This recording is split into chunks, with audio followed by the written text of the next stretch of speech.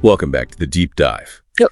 So today we're tackling something pretty common, but often really misunderstood. Emotional numbness. It comes up a lot. It really does. And we've based this deep dive on a comprehensive report packed with insights relevant to you. And I think the core paradox here is just fascinating. Numbness. It feels passive, right? Like an absence of feeling. Totally. Like a switch flipped off. But it's not.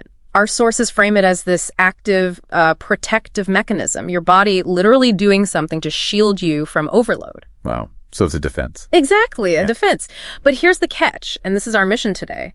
How does that defense, meant for survival, sometimes end up isolating you, making you feel less you? Okay, let's kind of unpack this a bit more. When we say emotional numbness, what are we really talking about here? It feels like such a broad term people use. It is. And clinically, while they often call it affective blunting or emotional blunting, you see it popping up as a key symptom in things like prolonged grief disorder, PTSD, severe depression. But importantly, our sources highlight it as a transdiagnostic process.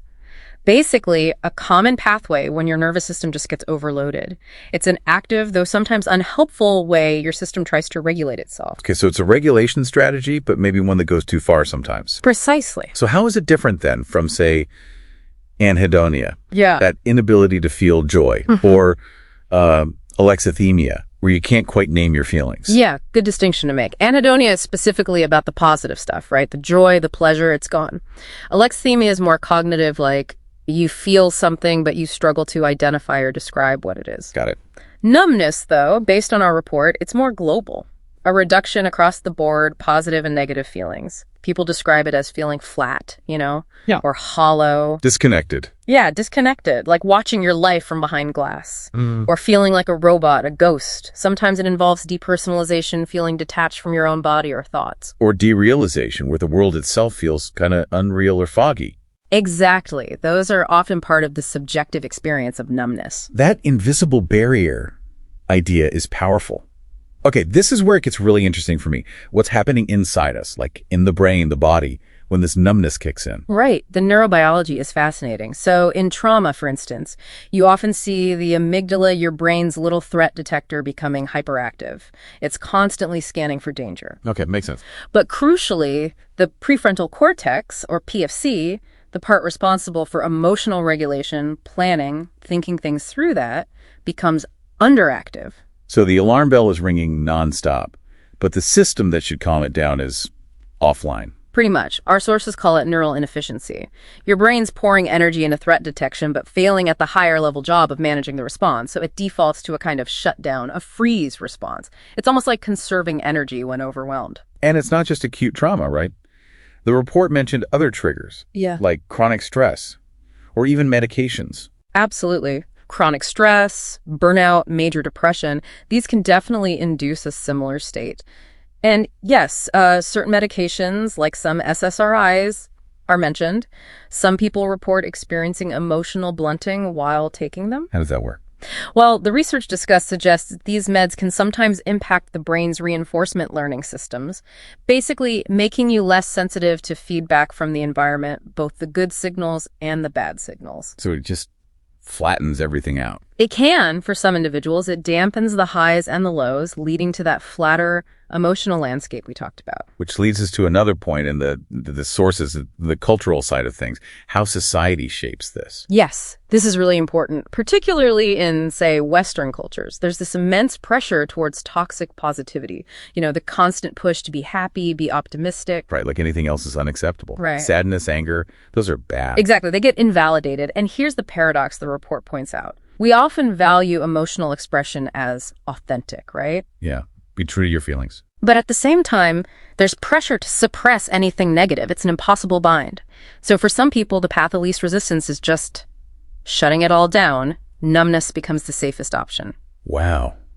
That makes a lot of sense. And the impact of living like that. Oh, it's profound. It really erodes your sense of self. You can feel like a stranger in your own life. Motivation drops, finding purpose gets harder, and relationships. Well, connection and intimacy are tough when you're behind that glass wall. It really underscores what the sources called the paradoxical utility of pain, doesn't it? That maybe anger, sadness, fear, they aren't actually the enemy. Not at all. They're information. Vital signals like an internal alarm telling you something needs attention. Maybe you need support. Maybe you need to set a boundary. Maybe something's genuinely wrong. Numbness silences those alarms. Okay, so if someone recognizes this in themselves, what does the path back look like? Is there hope? It's definitely hope. The report stresses an integrated approach is usually best. You've got top-down methods, things like cognitive behavioral therapy, CBT, or dialectical behavior therapy, DBT. These help you work with your thoughts, learn skills to regulate emotions more effectively. Working with the mind first. Right. But then there are crucial bottom-up approaches too, like somatic experiencing or similar body-based therapies. These focus on the body's sensations. How does that help? They help your nervous system slowly, gently release that trapped survival energy, that freeze response we talked about.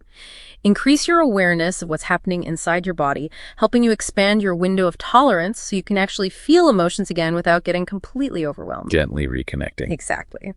And a key element mentioned across the board is emotional validation. Simply acknowledging feelings, yours or others, without judgment. That's such a powerful antidote to that toxic positivity culture. Accepting the whole spectrum. Yes. And the report even touches on something called tragic optimism, which isn't about pretending things aren't hard, but finding hope and meaning within or despite life's unavoidable pain and suffering. So wrapping this up, what's the big takeaway for you listening right now? I think it's understanding that numbness isn't just a clinical label.